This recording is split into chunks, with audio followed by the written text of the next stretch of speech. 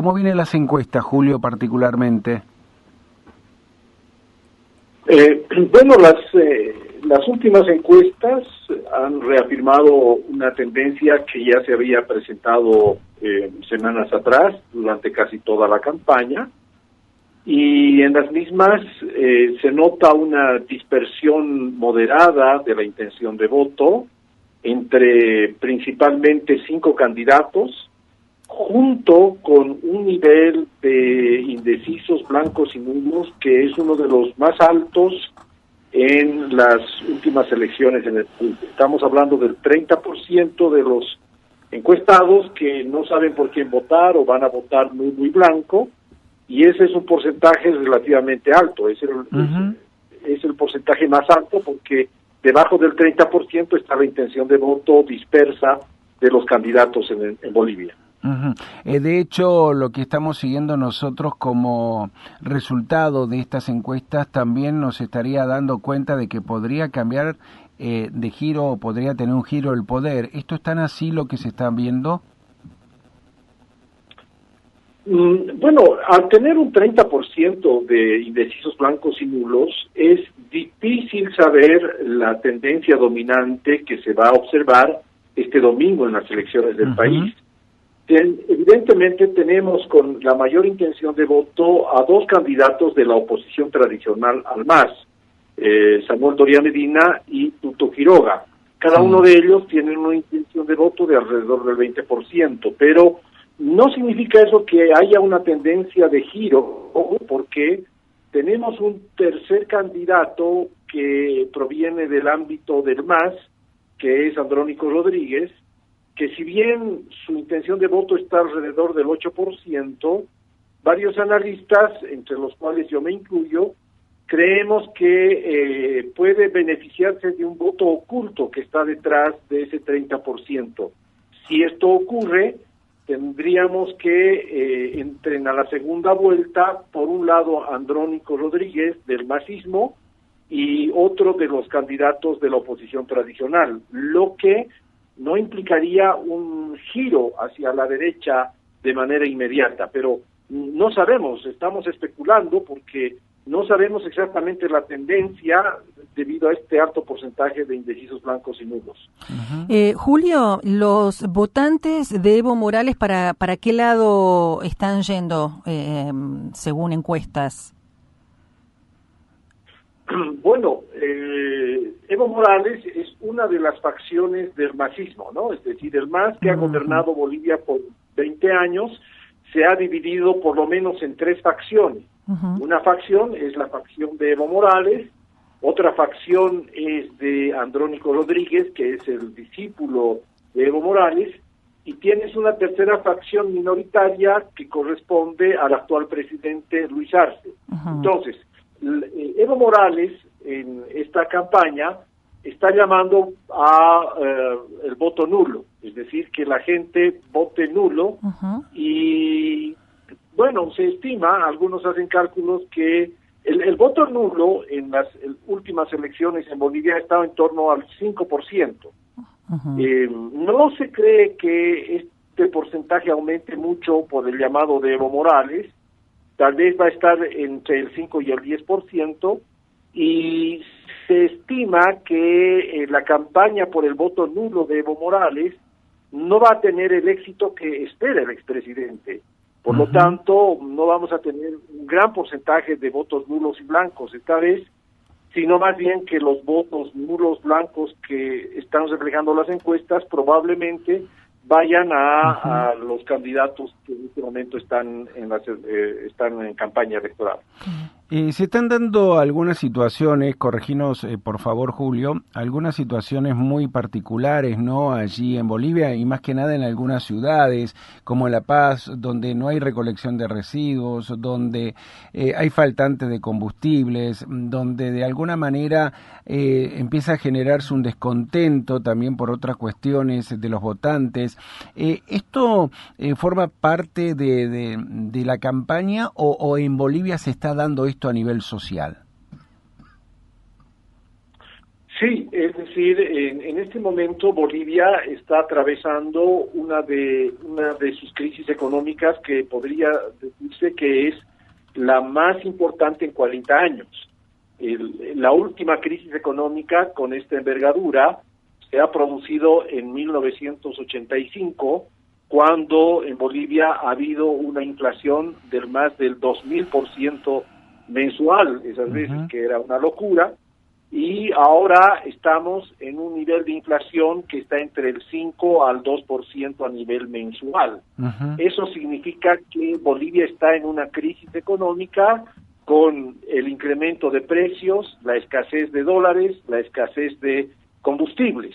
Estos tres elementos, precios que suben, pocos dólares, poco combustible, hace que haya un alto descontento de la población frente al gobierno de Luis Arce y frente a al gobierno del MAS en general, y por lo tanto esta crisis económica ha hecho que los distintos candidatos focalicen sus ofertas electorales en solucionar la crisis económica una vez que sean gobierno. Así que la crisis económica es el elemento central tanto de la demanda electoral como de la oferta de los distintos candidatos.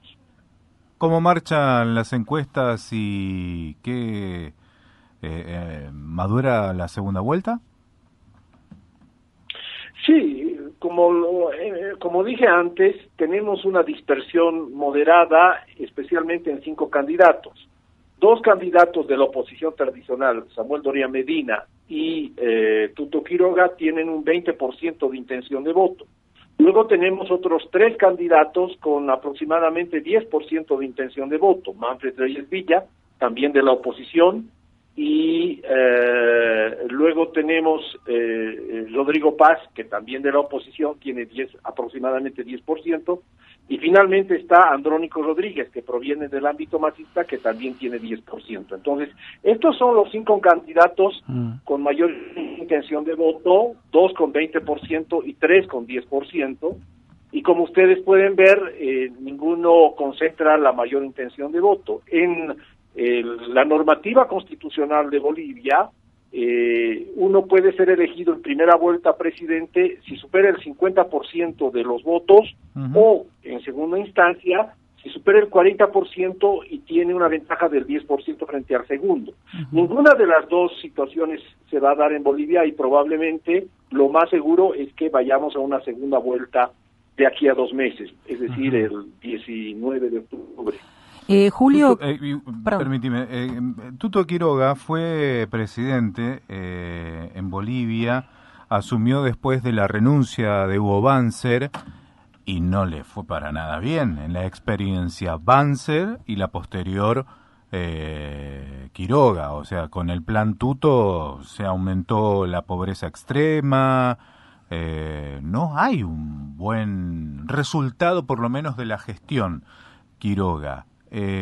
¿Cómo se explica la preferencia por Quiroga? Es como que acá, bueno, asumiera alguien con un desastroso paso por la gestión.